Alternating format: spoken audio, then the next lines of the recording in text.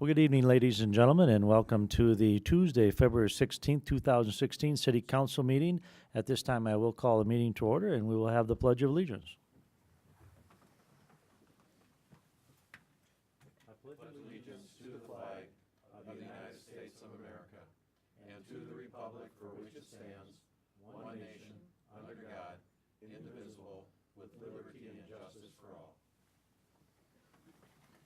Yeah, it was removed.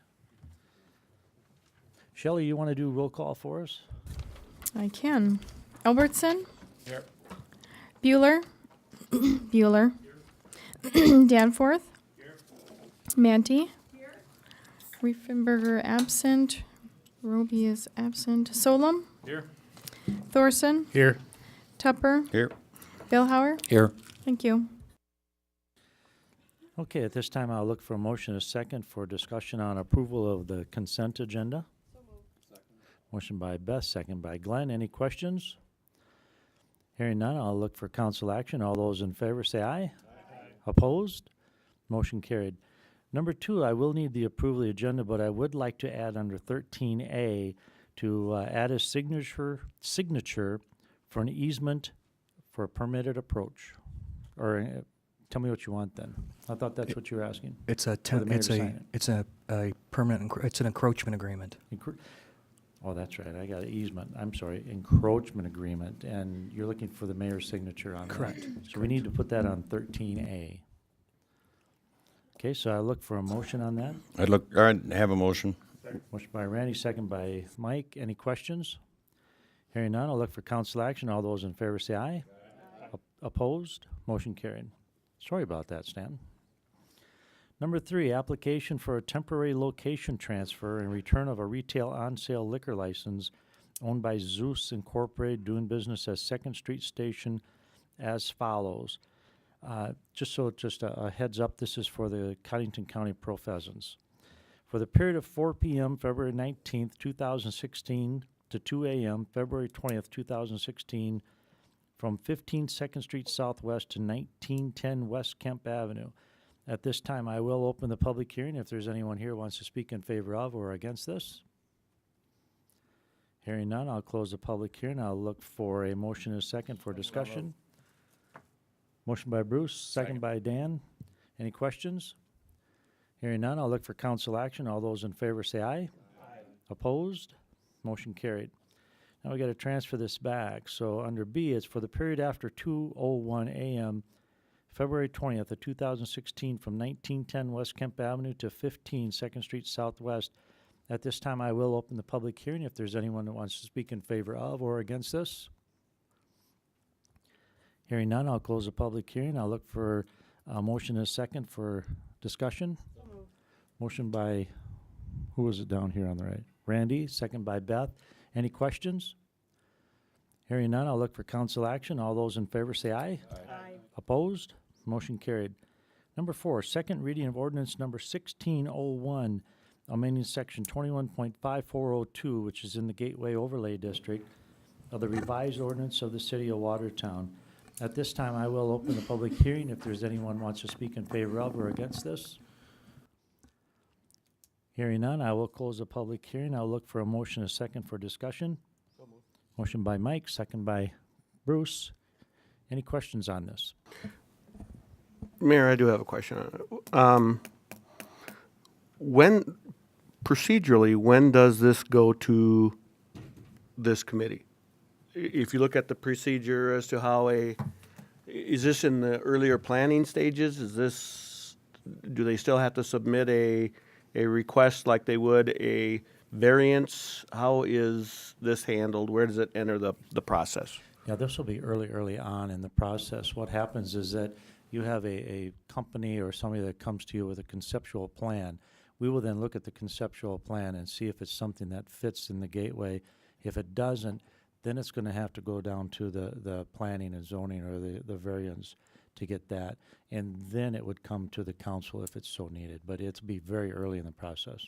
And the intent of this is solely to address the, I'm going to use the word variance, the variances to the building materials as it's called out in the, which is pretty black and white, pretty, so that's its only purpose, nothing else would be considered at that point? Nothing else to be considered. Colors, what type of structure it is, you know, as far as wood or steel, what we can use. Yeah. That's really the only purpose on it. And timing, frankly, you know, if people are in a huge hurry and you see something very simple, but we could take it to the planning commission at that time or the zoning variance of it. Any other questions? Hearing none, I will look for council action. All those in favor say aye. Aye. Opposed? Motion carried. Number 5, first reading of ordinance number 1602, creating a bond fund and levying taxes for the payment of general obligation funds. Shelley, I'll let you explain kind of what's going on this, if you would. Sure, kind of ties into the next agenda item. Basically, it is just changing the ordinance to recognize the new 2016 refunding GO bonds, if that is so what the council chooses to do.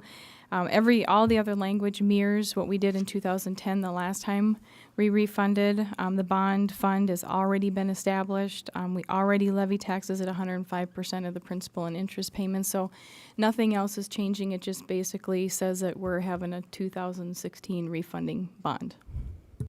Okay, so what I'll do is look for a motion and a second for Nope, discussion. it's just first reading. Oh, I'm sorry. Yep. That's right. Okay. Pardon me. Did you want to entertain any questions on it, Shelley, if there are any? Okay. Any questions, guys? Okay. Let's move on then.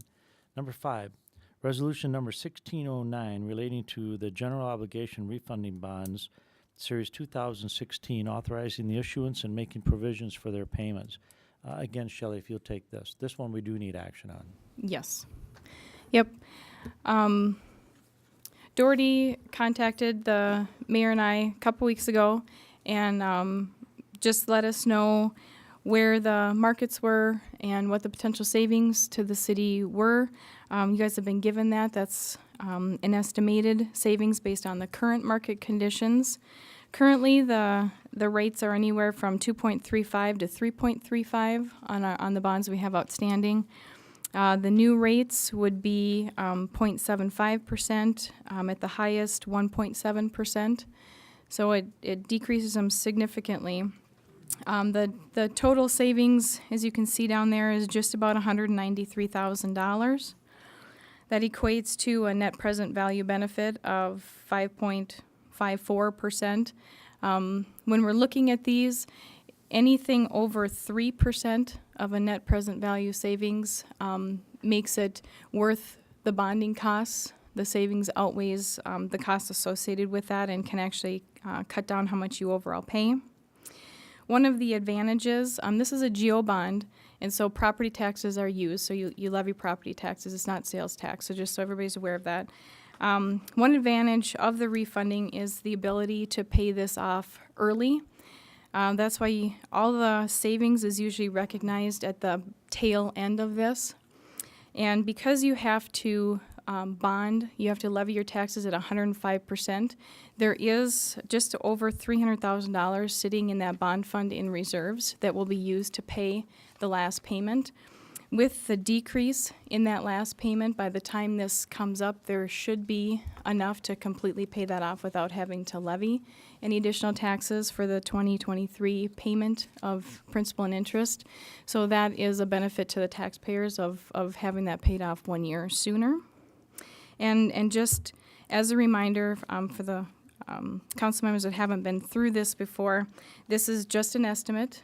And until we actually do our final lock-in of rates, we don't know where those are going to end, and it all depends on the market. And just because this gets passed tonight, it doesn't mean that we're actually going to do the refunding. If the markets go up, if our savings isn't where we want them to be, nothing needs to happen past that. This just allows that to happen. If the markets are still favorable once the 20 days past the publication and the resolution is effective. So That's correct. And one of the interesting things is that they came to us almost a year ago and asked us to do this. And in our discussions, we really came to the conclusion that it wasn't the proper time. But now to save $192,000 on a $3 million bond is substantial. So I think it's good timing for us. So I will look for a motion and a second for discussion. Motion by Glenn, second by Beth.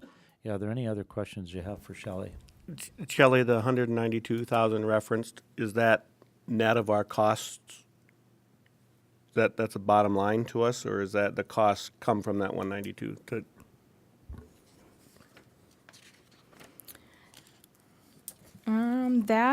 That is actually with the costs included in there, because the new bond rate includes those additional $50,000 of cost to refund. So yes. Any other questions? Hearing none, I will look for council action. All those in favor say aye. Aye. Opposed? Motion carried. Thanks, Shelley. That's a good thing for the city of Watertown right there. Number 7, consideration of proposal from Audio and Visual Connections for audio equipment and installation at the new wellness facility. Stanton, if you want to help us out on that one. Thank you, Mayor. The new wellness facility has reached the point in its construction where the audio and video equipment is ready to be ordered and installed. 2 proposals were received, and if the council's familiar with the recent upgrades to the council chambers, this equipment isn't required to go through a competitive bid process. However, we did receive 2 proposals, and the building committee has reviewed them, and they're recommending that the council accept the proposal from Audio and Visual Connections in the amount of $107,041, and payment for this equipment will be made from the furnitures, fixtures, and equipment portion of the project budget. Okay, thanks, Stan. So at this time, I'll look for a motion and a second for discussion. Motion by Randy, second by Mike. Any questions anybody has? Here. Go ahead. Where was this compared to the other bid? Price-wise? I don't have that right in front of me. Randy, I Mike? think they were within about, I want to say $1,000 or Okay. $1,500 Yeah. difference, and this Awfully close. number here is less engineering costs that we won't be charged. So that's why this ended up being the better Okay. for us, because we Yep. had to have engineering, and so that was done by actually audio. Yep. Is I just want to make sure that So, we're sure, in yeah. in They the were- same, They're yeah. very, very They close. were very, very close. Okay, thank you. Just for the public, it's the community center. We refer to it as the wellness center. We all know that that's the same thing, but some of the folks out there might not know that, so. Right. Okay, any other questions? Hearing none, I'll look for council action. All those in favor say aye. Aye. Opposed? Motion carried. Number 8, consideration of lease agreement with Yamaha through Evolution Power Sports for the use of a UTV by the police department. Ryan, did you have anything you want to say on this? It's interesting. I can kind of give you a little update on it. This is almost free. I believe it's $1. They're going to give this machine to the police department to use, and I think it's just a really nice gesture by the Evolution Power Sports for this particular unit. I tell you what, before we put you on the spot, then I'll look for a motion and a second for any questions. Motion by Mike, second by Bruce. Are there any questions on this? This is similar to what we do out at the landfill with International. They give us a tractor to run out there for actually at no cost.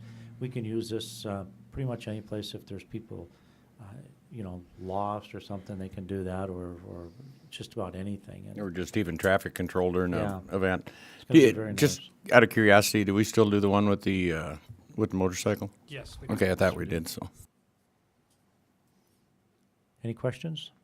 Hearing none, I'll look for council action. All those in favor say aye. Aye. Opposed? Motion carried. See if you can get 2 of them. I'll work on that. Okay. One in camo. Yeah, 1 in camo. There you go. All right. Number 9, consideration of the purchase of a bucket truck for the forestry department in the amount of $11,500. I will be looking for a motion in a second, but I wanted to let you know that this particular vehicle was a municipal utility vehicle. They traded it off, and they were able to discuss it with the company that they bought the new one from. This is what they were given in a trade dollar amount, and that company said we could buy that from them. It's a 42-foot reach, I believe, and I'm sorry, 55, and we have a 42.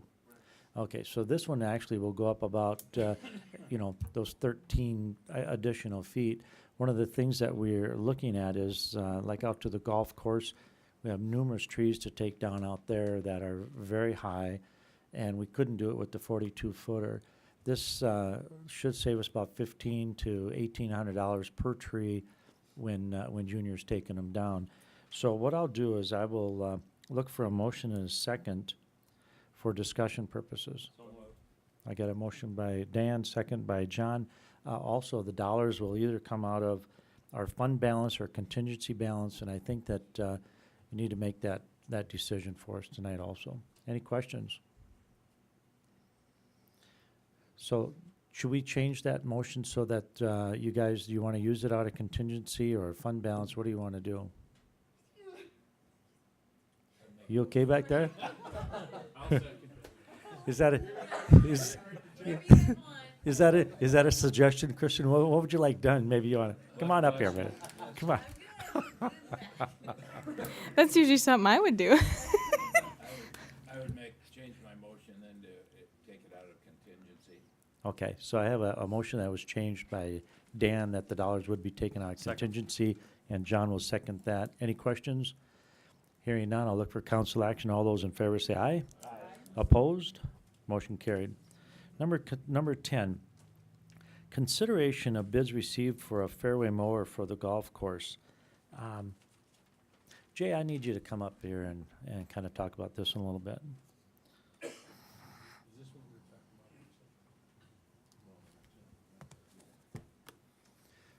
What I'll do is, before Jay gets into a major discussion, let's go ahead and get a motion and a second for discussion, and then you guys decide what direction you want to go on that. Motion by Beth, second by Brad. Okay, Jay, kind of give us an explanation of what's going on here, will you? Well, this fairway mower would replace the current 2003 Jacobson that has approximately 3,000 hours on it. The 2003 hasn't run for the last couple of seasons, and just need this fairway mower to work on the maintenance of the fairways out at the golf course. The bids were opened, and this has been approved by the Parks, Rec, and Forestry Board. This was budgeted for, Jay, is that correct? Yes, this was budgeted. Well, Jay, one of my questions on it is how have we gotten by, if this thing hasn't ran for 2 or 3 years, how have we gotten by to date without a mower, and now we need a mower? And then the second question is as I'd mentioned to you earlier, I know we have a historical problem with a fairly new piece of equipment that has created problems out there, availability and ability to mow and such. Are these intertwined? Is the problem really the one that we've already bought and it just doesn't run, or it's not dependable, or? These aren't actually intertwined. That is another piece of equipment. And to answer the first question, now the 2 fairway mowers that are on the golf course, they're just, running really, really hard. Todd would say that they would go out probably 9 hours a shift on the 2 mowers, and 18 hours of manpower to get one cycle done on the 27 holes. Jay, I got a question for you. When I took a tour, when we were kind of looking at the new construction out there on the greens, they said because of the way that was set up, some of the undulation, I think that's how you say that. Mm-hmm. Undulation.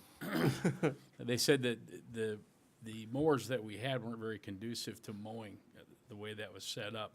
Would this do a better job, what you're proposing, of mowing those types of undulations? What they were talking about there was right around a lot of the bunkers, and they got a different piece of equipment. This would actually be more for the fairways themselves. Yeah, it's very interesting about every sand traps, whatever, greens, tees, they all kind of have different equipment that maintain them. Well, Jay, I don't mean to sound like a broken record with Mike here, but I really think that we need to look at this and say, okay, if we've gotten by for 3 years without replacing that mower, my real question is, why do we need it replaced this year? I mean, it's $43,000. It's not pocket change. are we just buying it because we want to get it out there, or is it, do we really absolutely need it? And are we going to get rid of one of those others, or is just have one sitting around for a spare then? We really need an answer on this. Well, you know, ideally it will reduce repairs and downtime and also do a better job. That probably allow us to do a little more on the course with some of the intermediate cuts and that type of thing. Right now, Todd basically goes from a fairway cut to a rough cut, and a lot of courses will have kind of an intermediate cut, and this would allow him to do more of those types of actions at the golf course. But this mower isn't broken by any stretch. It just requires maintenance from time to time? Or your The feeling one is we're replacing Yeah. basically is basically for scrap parts. And, but the thing is, Bruce, that mower has been gone for 3 years. So it's like, okay, well, what have we done for the last 3 years? That's my question. Well, it was probably needed over the 3 years, but they figured out a way to do it. But if we're gonna maintain the course, like you said, on the different cuts and cut down on the hours, it's probably gonna be needed. Because one thing about, you know, all the equipment at the golf course, it does run very high RPM, and so there is some wear and tear on it. Well, there is, but I see your guys that are driving out there and mowing every ball diamond and every field out there. They're every day. It's running 8 hours a day. It's not like those are any different than what we're using out there. I don't think. Well, they're different equipment, but I mean, they still have probably the same engine and things. So I don't know. They can do it This is a with decision you current guys got to staff. make. You can do it with current staff, though. You're not gonna come back and say, well, you know what, now we need somebody to run it. No, I'm sure we'll do it with current staff. Jay, this was approved for the 2016 budget. If we don't accept it now or move forward with it, is that going to change how you need to operate this summer, or? Well, you know, like I say, it would probably just, with some of the intermediate cuts and that type of thing, it would reduce some of the flexibility that we would have on the course. Yeah, can I go back to that Jacobson? Yeah. That's kind of long been a thorn in my side, and I think it has everybody's. But is that not a fairway mower? I was thinking it was a greens mower. It isn't this mower. I'd have to ask Todd to be certain. Yeah, I could have swore it was a fairway mower because this last summer we had periods where we just weren't getting the fairways done and we had sent it back. I think it's a fairway mower. And if we're having problems with that thing, it might be aside from this issue, but that thing's been a disaster ever since we've had it. That's my understanding as well. And yes. it's never been dependable, and we go out and spend $35,000, $45,000, $50,000 for a piece of equipment, and it is a lemon, and has been a lemon from day one. And it just, I don't know what the process is, but I know that if that were mine, somebody would have a tractor somewhere that they don't want it, and in their garage is what I mean. But I mean, it's big dollar items, and Yes, it is. I know that comes back probably to Stanton and our staff as to what can or do we do with those things. But, I certainly hate, if they're related, which I believe they are, I hate sitting here going out here and saying that we're going to get another mower because we bought one 3 or 4 years ago and it just doesn't work right. And that's a big part of our problem. But maybe you should look and find out for sure which mower it is, and if it's the one that you're talking about, that's a real lemon, maybe that's the type of mower we should get. Is that what you're saying, rather than a fairway mower? Well, what I'm saying is, what I believe that it is a fairway mower. But I don't know. Let me ask you a question. Could this decision be put off until the next council meeting? I think this is No, already passed because up the one time. 30 days on the bids Oh, it would is. come and You'd have, pass. you'd have to go out for new bids. They'd have to be rejected. And I guess it's a question you guys just need to answer in your vote here. That I still go back to, we haven't had one for 3 years, and we're just trying to replace one that's broke down out there. Do we really truly need it? And I think I would look for a better answer in that. The question I have is how'd to get this far? It was already we already budgeted for it, correct? And it made it through the budget process. Right. The two that are currently being used are a 2008 Jacobson and a 2012 Toro. Okay, let's go ahead. We have a motion and a second on the floor. I'll look for council action. All those in favor say aye. Aye. Opposed? Motion carries. All right. So you got a new mower. Thank you. Number 11, consideration of bids received for an automatic reel grinder for the golf course. If you want to give us a little discussion on that. Yes, originally we went out for bid for the reel grinders. We received 3 bids. Parks and Rec Board gave a recommendation to award the bid to MTI Distributing, but since then, some other issues have come up, so we would request that these bids will be rejected with the intent not to rebid, as a budget authority may well be reallocated for another purpose. Okay, so I would look for a motion on this to reject all bids, asking for the authority to reallocate the money for this particular project. And again, it was approved by the Park and Rec Board, so I Correct. would entertain that motion. I'd make that motion. Motion by Bruce, second by Beth. Any questions on this? I do have one question, is even though we're gonna reject this, why did we accept the highest bid of the 3? Basically because of it had a brain. The others had manual settings and operation. This one had computer settings and operations, and that is what was called for in the specs. And actually, on the one bid from Midwest Turf and Irrigation, we had looked at that bid, and the number that we were looking at did have the brain, but when we looked at it a little further, this one did not. So the Davis equipment bid should have been thrown out basically altogether, so, Right. because it didn't meet specs. Okay, that makes sense then. Yep. Any other questions? Hearing none, I'll look for council action. All those in favor say aye. Aye. Opposed? Motion carried. Thanks, Jay. Mayor, before you Thank go on to you. the next one, could I just back up one step onto the previous one?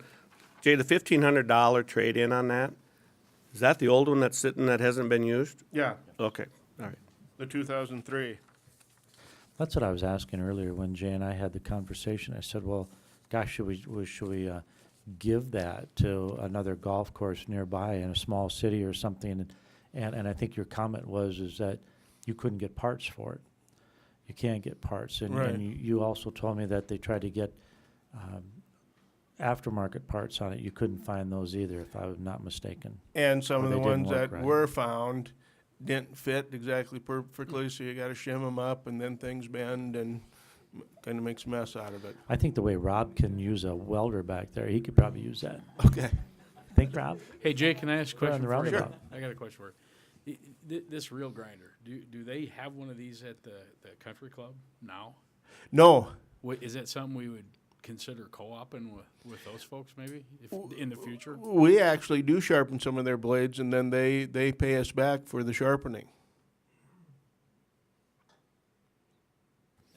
Okay, let's move on to number 12. Authorization for the engineering department to advertise for bids on the following projects. And Shane, if you want to do that. Thank you, Mayor. Yeah, engineering staff has been actively working on a number of projects, and we're at that point in our design work where we're ready to ask for approval to bid those projects.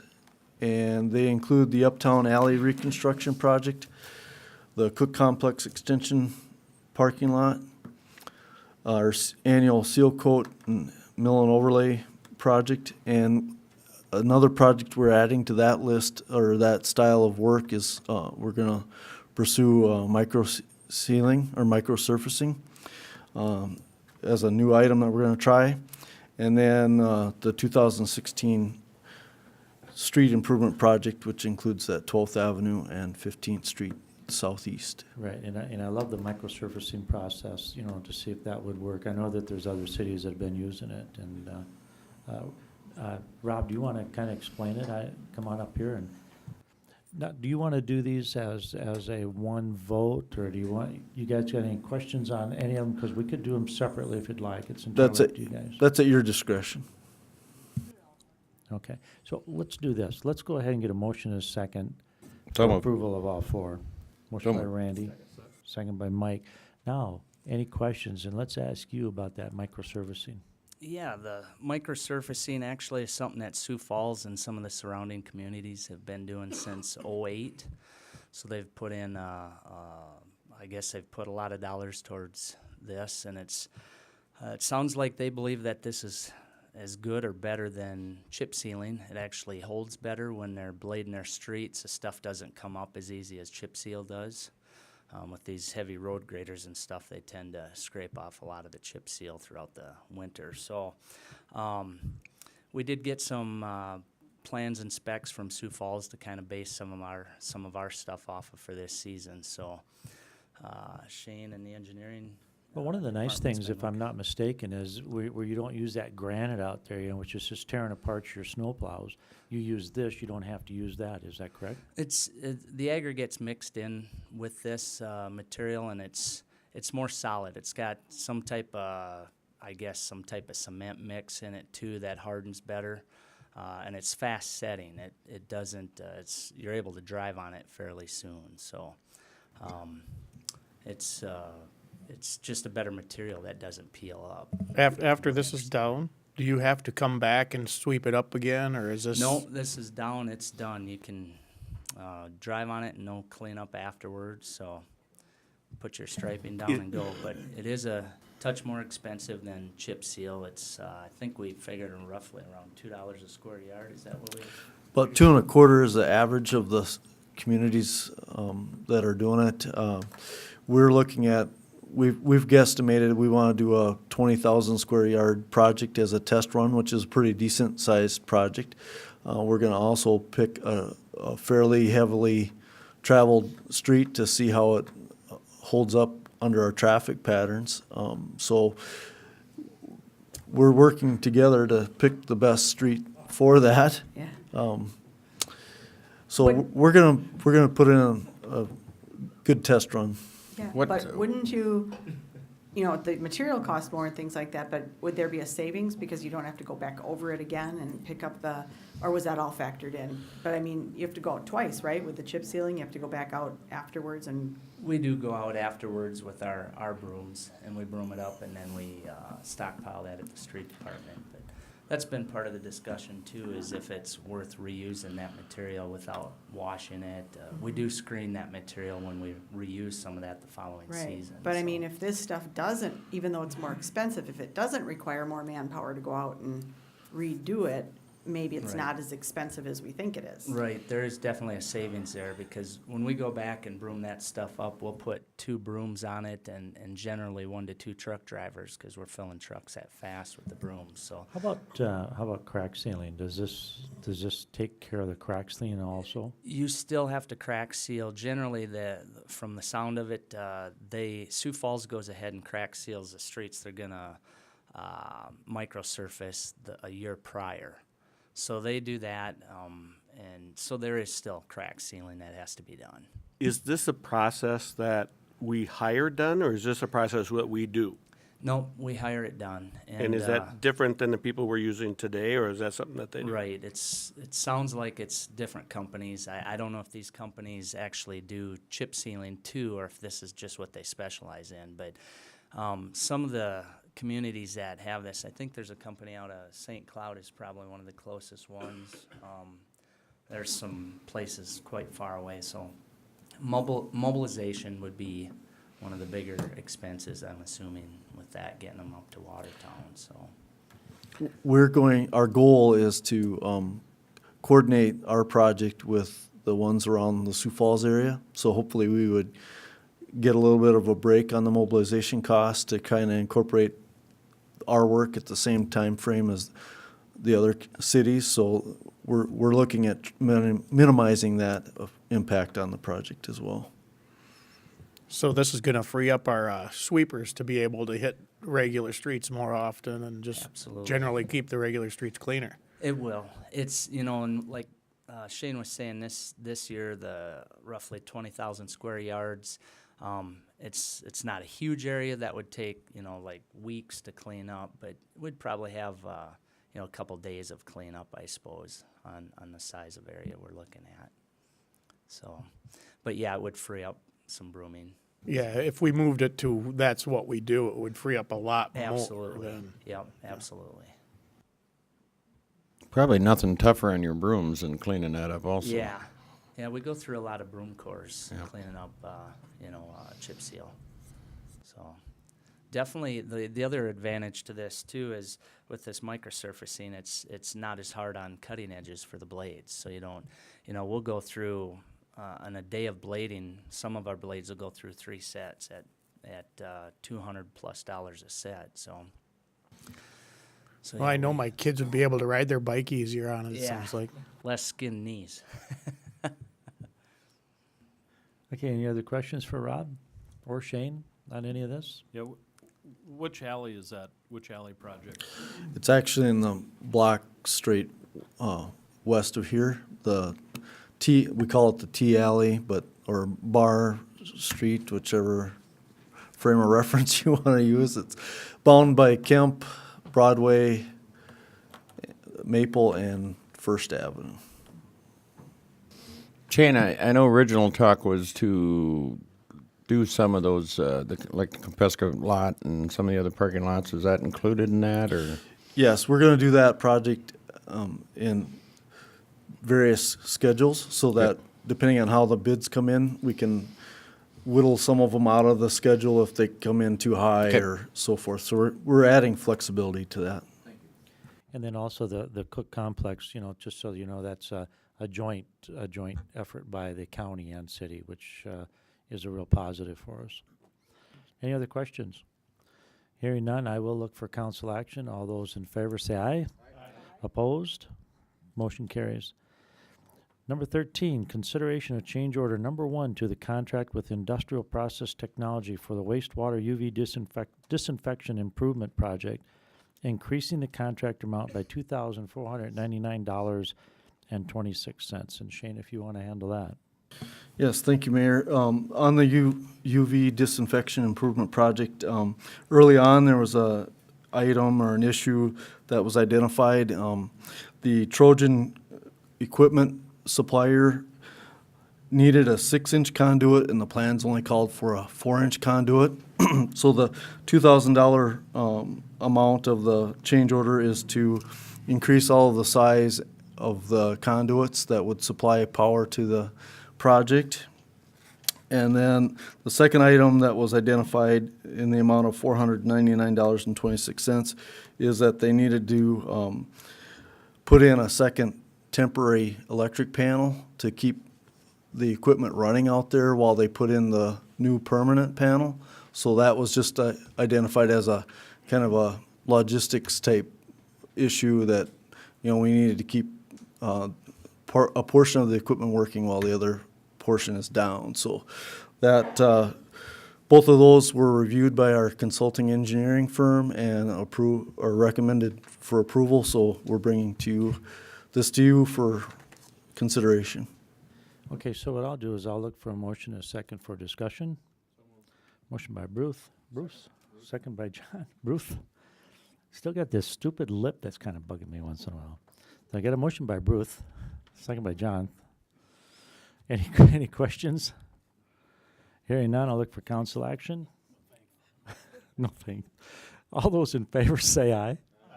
Opposed? Motion carried. I got to tell you, whistling for the dog, it doesn't work quite right, so she's not listening very well.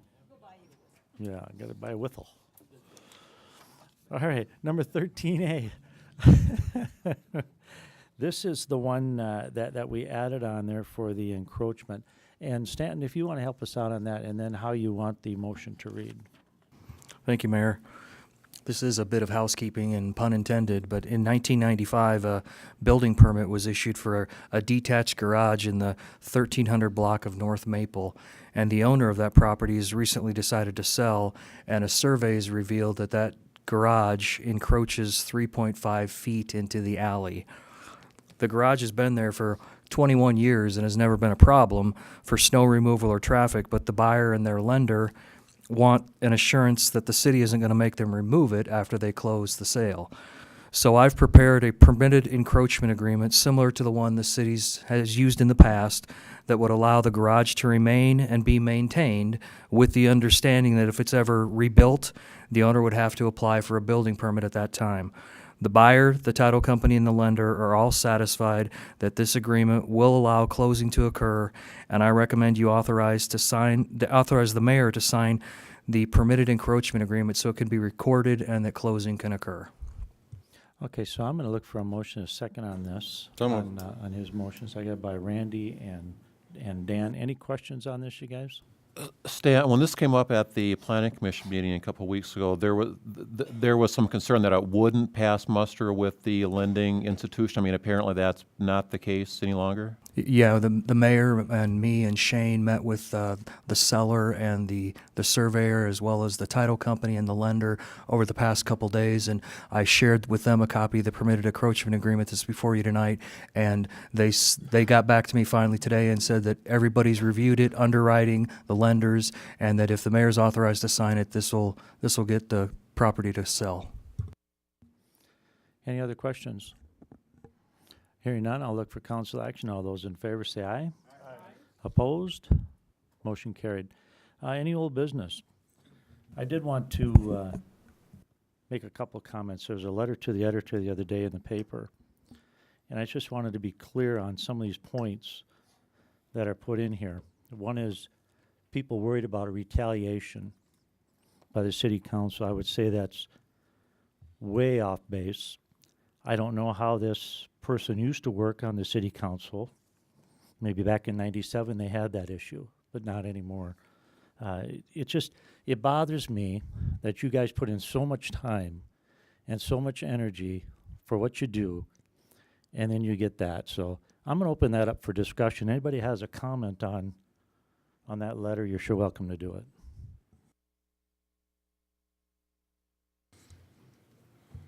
Well, Mayor, I agree with you. I respect anyone's right to an opinion and to express that opinion, but I think when we express things that either cannot be justified or backed up, or there are opinions of this nature, I think they're so detrimental to our community. And the purpose might be intended, and it might be the right intentions, but it goes way beyond just a little article in the paper as people read our paper and it gets onto the radio or eventually something gets onto the TV, and it's how people view our community from the outside as well as those people from the inside. I think it creates a level of distrust that is unnecessary. So, it's just my opinion. I really struggled when I read that. I mean, I do put a lot of time and effort, just as everybody else does that sits behind this counter, to do the best what's for the taxpayers of the city of Watertown. I don't feel that we've ever strong-armed anybody. I don't believe that anybody on this council has ever felt intimidated by anybody, and I did take this as a personal insult. Like I say, we all put in a lot of hard time and effort, and I think this is definitely by far one of the best councils and mayors that we've had in years. I'm proud to be able to say that I'm a part of it. I will not let an article like this change my opinion of what I think of this city, and I don't think the residents of the city of Watertown should either. And I feel it's an insult to the people that elected us to this position as well. We have a lot of trust in the voters of Watertown, and it's an insult to the voters that elected us to this position. I would also like to be clear when it talks about ask almost any businessman about who is welcome and who doesn't matter, and who they will tell you, and any new business bigger than yours or with better city hall connections, and the heck with you. What a bunch of BS. I go to almost every single ribbon cutting in Watertown. Very, very seldom is it a large company. Very seldom is it a large retail. It's usually a mom and pop starting a business. They're going to try to make a living. And I think that's just a bunch of crap. And then it talked about South Broadway. Says, guess who wants to close South Broadway? You, the city council. You guys have not seen South Broadway as a city council, as a city council here, you've not seen it. This has gone to the planning commission, it's been in front of you, it's been out in the public. I just think that some things are wrong when they're able to write that kind of stuff. So that's all I got to say about it, unless anybody else wants to say anything else. I do. I just want to say I concur with what some of the other folks have talked about. I don't believe that they're, and I can say this, I've been involved with city government for probably 25 years, you know, from the planning commission to the board of adjustments to being on the city council. I would have to agree, and we've had some fine council people before us, certainly we have, but I do agree that this is probably the best group. I believe we all cooperate with each other. We don't always agree with everything. We have our differences, but we get over it, and we all work with the best interests of Watertown at heart. I feel that with every person on this council. And like one of you guys said down there, you're proud to work with everybody here. I am too. I am too. And, you know, when people make these allegations in public or to the public, then they ought to be able to answer to them in public and back up some of these things. Come with some hard evidence and some sort of documentation that can reinforce what you're talking about, instead of just making jabs and then we have to deal with that. You know, we like I think what Glenn said too. It is an insult to the folks that elected us in our wards. They put their faith in us to do our jobs, and we do the best we can. There's a lot of work that goes on behind the scenes for a lot of these people and a lot of these committees that we have, and I think it goes on many hours for some of us. It comes and goes, but we put in the time. You know, you can be in this job. You can be a council person, and you could come to the meetings and look at your agenda and vote and go home. But nobody on this group does that. Everybody gets involved. Everybody puts in the time. And it's tough to take jabs like that when everybody's trying to do the best job they can for this community.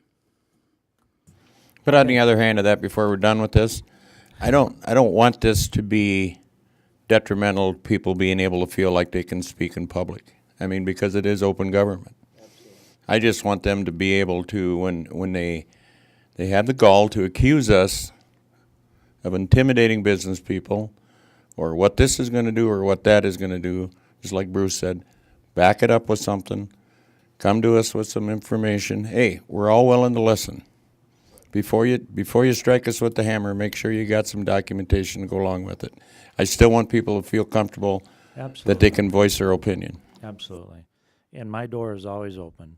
Everybody knows that. They come into the office, the door is always open for them. All right. Any new business? Well, we talked about encroachments, and I know some months ago we talked about the property on the north side of the lake that was encroaching on the city's property. Has that been resolved? Do you know? You're talking about the property that's over near the Compesca Lodge, I believe. It's over in that area where the property owner is from. It would be farther west. I know By you're Dr. Hansen's area. Correct. Yep. Whatever. There's a public access area yes. there. Yep. Yes, the property owner is still aware, and my expectation is that this spring we're going to reach resolution. In the wintertime, I think for health issues, they traveled west to Arizona or somewhere west, and through their legal counsel asked if we could stand down until springtime, but they have every intention of addressing it. But in the wintertime, didn't think that it was appropriate, and so they asked us politely to please give them the benefit of some time. I believe they're either back in Sioux Falls or in South Dakota, and the expectation is that once the frost comes out of the ground, they do intend to address it. They're not ignoring us.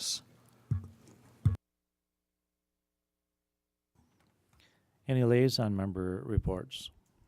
Yeah, I'd like to just give an update from the Animal Control Board. Earlier this year, we looked at modifying amendment. We made an amendment to 3.0109 in regards to what animals could and couldn't be kept within the city of Watertown. And I know we all got a stack about this thick of all the different rules that all the different communities had around South Dakota. So as a group, as a board, we went through and we read every single one of them. We also found out that 2 communities in the state of South Dakota have listed animals that are no longer they're extinct, by the way, and that an aardwolf and that an aardwolf does not exist on this continent. And so we wanted to assure all of you that we took on that work and went through them piece by piece. And what we came up with was a very good, we also talked to the state veterinarian board and wanted to make sure that we incorporated things that they were looking for in cities as they were redoing their animal control laws. And so we've produced something that I believe covers all the things without listing endangered species or extinct species, and added what the state would like. And I'm looking forward to sharing this with Stanton. And when we have it complete, we'll bring it forward for the council to review. But it's a nice milestone to hit because we were able to, kind of pile through all that information and come up with something that I think is actually progressive. We are one of the few cities in the state that has already adopted some of the things that the state would like to see us do. So that's that. Beth, as I understand it, we've got a couple new, very qualified people as part of that board now as well. We do. We have Dan Miller, who's joined us on the Animal Control Board, which has been a wealth of information. He's the one who's helped us with the aardwolf. Anyway, and then Chrisma DeWitt, who is a citizen member on the board, and she is extremely knowledgeable, extremely dedicated. She shows up to all the meetings, and I guess this is the most effective group we've had in a long time. And obviously, Dr. Reeb and I stay attached at the hip, as we have for the past 12 years, and so we're just keeping things done. But it's a great group, probably one of the best we've had, and was clearly reflected in getting this amendment done. So. Okay, and I did want to bring up, this really isn't new business. It's kind of, we're going to back up to old business. Just so you know that we were supposed to have a meeting last week with the mall owners, Hy-Vee, Dakota Bank, and others. We had the snowstorm, so they weren't able to make it. They've since have hired an attorney to kind of stand in for them here in town so we can have those discussions. We'll be opening up discussions again with Hy-Vee, with Dakota Bank, with the RVs, all those people that have an interest in it, and the city of Watertown. And the mall has specifically said that they are willing to put some skin in the game now, is what I understand. So we'll open those discussions and see if there isn't something that we can do. All right? Very good. Any need to go into executive session? Hearing none, I would entertain a motion to adjourn. Motion by John, second by Glenn. All in favor say aye.